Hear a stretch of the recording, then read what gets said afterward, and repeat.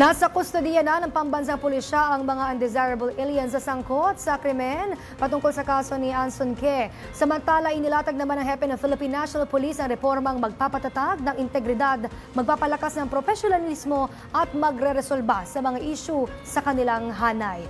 Alamin natin ang mga detalye sa report ni Jap Regal.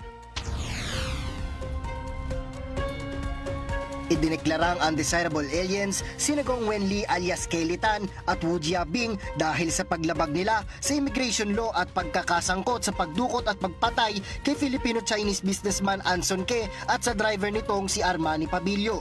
Nahuli ng Philippine National Police ang dalawa sa isang resort sa Boracay noong Mayo 17. Walang naipakitang mga dokumento ang dalawa na magpapatunay na pwede silang manatili sa Pilipinas. Tinagurian silang undesirable aliens dahil sa panganib nilang dala para sa pambansang seguridad at kaligtasan ng publiko. Isa sa ilalim ang dalawa sa inquest proceedings habang si Wu Jiabing naman ay mahaharap sa hiwalay ng mga kasong obstruction of justice at harboring a fugitive o pagkukubli ng pugante, bukod pa sa pagiging undocumented. Hindi naman napatunayang sangkot sa krimen si Alvin Ke, ang anak ng biktima.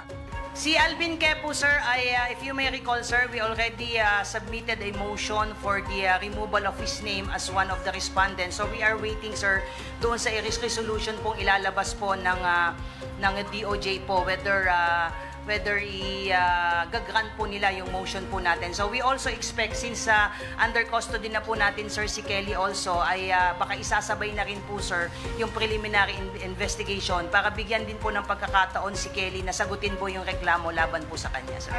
Alinsunod sa direktiba ni Pangulong Ferdinand R. Marcos Jr. na palakasin ang kampanya laban sa mga transnational crime, hindi papayagan ni PNP Police Chief General Romel Marbil na maging taguan ng mga banyagang kriminal ang Pilipinas. Aniya, sisiguraduhin nilang mahuhuli at mapapatalsik sa bansa ang mga ito. Iginiit din ng PNP na patuloy silang maninindigan sa pagsunod sa batas at pagprotekta sa mga Pilipino. Samantala, inilatag ni Marbil ang direktibang Go Back to Basics na reforma para palakasin ang disiplina, patibayin ang profesionalismo at solusyonan ang mga problema sa loob ng kanilang hanay. Aniya, dapat ibalik ang pundasyon ng tunay na paglilingkod at dapat ding mapalakas ang sistema at itama ang gawin na pumipigil sa pag-unlad para maging isang profesional na organisasyon.